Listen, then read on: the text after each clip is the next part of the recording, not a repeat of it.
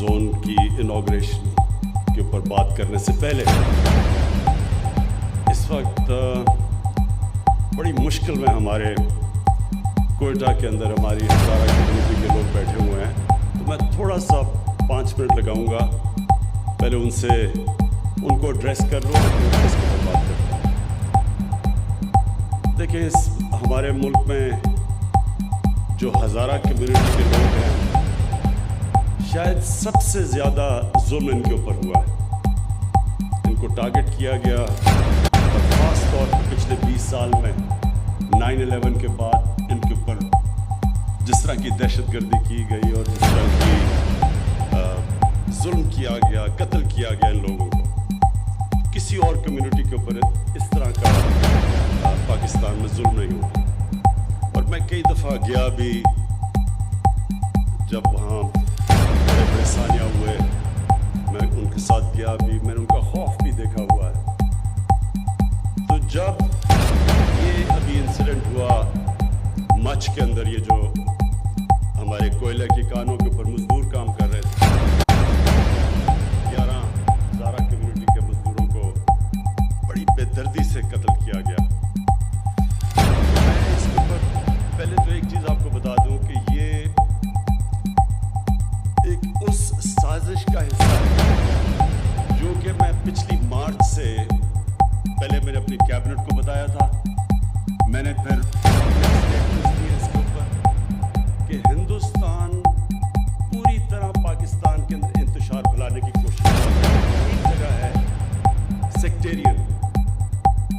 उनका प्रोग्राम, बल्कि मैंने अपनी कैबिनेट को बताया था पिछली मार्च में, शिया और सुन्नी के उलमा को कत्ल करना और उनके अंदर एक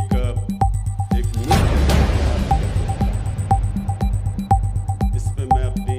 इंटेलिजेंस एजेंसीज को ख़ास तौर पे खराज कि उन्होंने 4 बड़े ये जो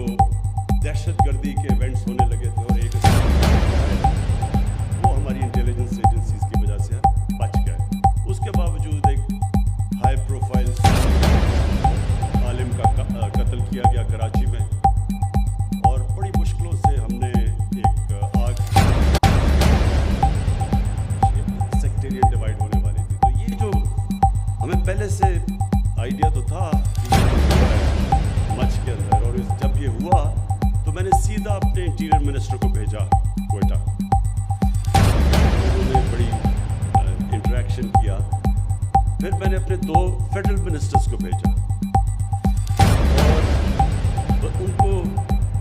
हज़ारा कम्युनिटी को ये बताने के लिए कि ये गवर्नमेंट पूरी तरह उनके साथ खड़ी है, क्योंकि हमें पता है, मुझे ख़ास तौर पे पता है कि उनके ऊपर किस तरह के पीछे जुल्म हुआ। और मैंने उनको श्योरिटी दी कि हम उनकी हर किस्म की जो उनके घरों में जो कमाने वाले थे वो मार दिए उन्होंने। तो मैंने उनको श्योरिटी दी कि उनको पूरी तरह कॉम्पनसेट भी करेंगे, इनका हम पूरी तरह ध्यान भी रखेंगे। तो कल तक सब डिमांड्स मान चुके हैं, जो भी डिमांड्स उन्होंने की हम सब मान चुके हैं। उनकी एक ये डिमांड है कि जी प्राइम मिनिस्टर आए तो फिर हम लाशों को दफनाएंगे। मैंने उनको मैसेज पहुंचाई है कि देखिए, जब सब डिमांड्स भी आपकी मान ली तो ये डिमांड करना कि हम दफनाएंगे नहीं जब तक प्राइम मिनिस्टर आए ना, ये किसी भी मुल्क के प्राइम मिनिस्टर को इस तरह की ब्लैकमेल नहीं करते, क्योंकि ये एक मुल्क का जो प्राइम मिनिस्टर था हर कोई ब्लैकमेल करेगा। सबसे पहले तो ये जो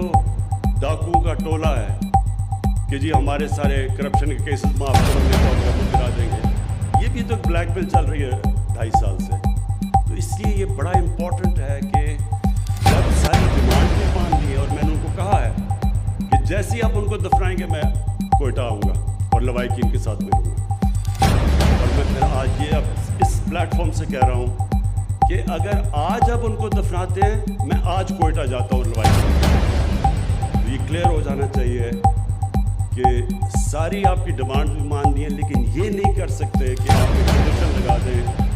جس کی کوئی سمجھ نہیں ہے کہ جناب جب آپ پرائم منسٹر آئے گا تو ہم دفنائیں گے. تو پہلے آپ ان کو دفنائیں. آج آپ دفناتے ہیں تو میں آج آپ کو گارنٹی کرتا ہوں کہ آج ہی میں کوئٹہ پہنچتا ہوں.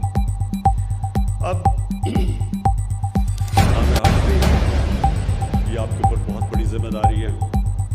اور ہماری جو آئی ٹی منسٹری ہے, امین آپ کو بھی میرے خیال میں یہ ہمیں جس طرح کہا گیا بہت پہلے یہ سٹیپ لینا چاہیے تھا, کیونکہ ساری دنیا یہ جو انقلاب آ رہا ہے یہ آئی ٹی کے اندر انقلاب آ رہا ہے اور بڑی تیزی سے یہ بڑھ رہا آگے. اور یہ جو ہم نے دیکھا کہ کووڈ کے دوران جو جن کمپنیز نے گین کیا وہ ساری آئی ٹی کمپنیز تھیں. سو اس لیے ہم پیچھے رہ گئے ہیں, اور ہمیں یہ بہت پہلے اس طرح کے انسینٹیو دینے چاہیے تھے اپنے آئی ٹی سیکٹر کو, جو کہ ان اسپیشل ٹیکنالوجی زونز میں دیے جا رہے ہیں. کوشش یہ ہے کہ ہم جو بھی پہلے رکاوٹیں تھیں ہمارے آئی ٹی سیکٹر کے سامنے, این ڈی یو کے اندر ایک سیمینار کیا گیا, وہ ساری رکاوٹیں بتائیں, جو اسٹیک ہولڈرز تھے انہوں نے آ کے بتایا کہ ہمیں کس کس کے پرابلم, ایف بی آر سے کیا پرابلم ہے, اسٹیٹ بینک آف پاکستان سے کیا پرابلم ہے, ہم کس طرح کی انسینٹیوز چاہتے ہیں. تو یہ جو ٹیکنالوجی زون کا مقصد یہ ہے کہ ہم اپنے آئی ٹی ہر قسم کے انسینٹیوز دیں, تاکہ ہمارا آئی ٹی سیکٹر جو بہت پہلے آگے جانا چاہیے تھا, تاکہ وہ خود بھی آگے جائے, اپنے نوجوانوں کو, جو ہمارا ایک جس طرح کا young population second youngest population ہے دنیا میں, اس کے لیے روزگار بھی ملے, اور پھر ملک کے لیے جو سب سے امپورٹنٹ چیز ہمارے لیے کہ ہم ایکسپورٹ کریں, ہماری آئی ٹی کی ایکسپورٹس اتنی ہوں کہ ہمارے ملک کا فارن ایکسچینج ریزروز بڑھے, جو کہ اس وقت جب بھی پاکستان کے پرابلمس پچھلے 30 سال سے آتے ہیں کہ ہمارے پاس کرنٹ اکاؤنٹ ہمارا ڈیفیسٹ ہو جاتا ہے, ریزروز کم ہو جاتے ہیں, پریشر بڑھ جاتا ہے, آئی ایم ایف کے پاس جانا پڑتا ہے. تو اس میں یہ آئی ٹی سیکٹر بہت بڑا رول پلے کر سکتا ہے. ہم اپنی آئی ٹی کی ایکسپورٹ کر سکتے ہیں کہ ہم بوسٹ کر سکتے ہیں اس ملک کی فارن ایکسچینج کو, اپنی کرنسی کو سیکیور کر سکتے ہیں. اور ویسے بھی جو سب سے امپورٹنٹ چیز کہ ایک ینگ پاپولیشن کے اندر جو سب سے بڑا مسئلہ ہوتا ہے روزگار, یہ سیکٹر وہ روزگار پرووائڈ کر سکتا ہے اپنے یوتھ کو. تو یہ جو آج اسٹیپ ہے, میں آئی ٹی سیکٹر پاکستان کے اندر بھی امید رکھتا ہوں کہ ان کے لیے یہ ایک ایسا موقع ملے گا کہ کر سکیں آئی ٹی سیکٹر کو اور ملک کے ایکسپورٹس کو, اور دوسرے باہر سے بھی ہمارے امریکہ کے اندر اور باہر بھی آئی ٹی کے اندر پاکستانی بیٹھے ہوئے جو اس کا فائدہ اٹھا سکتے ہیں ان انسینٹیوز کا, اور پلس باہر سے انویسٹمنٹ بھی ہمارے آئی ٹی سیکٹر کے اندر آئے گی. تو میں پھر سے عامر ہاشمی کو یہ ریئلائز کرواتا ہوں کہ بہت بڑی ذمہ داری ہے آپ کے اوپر,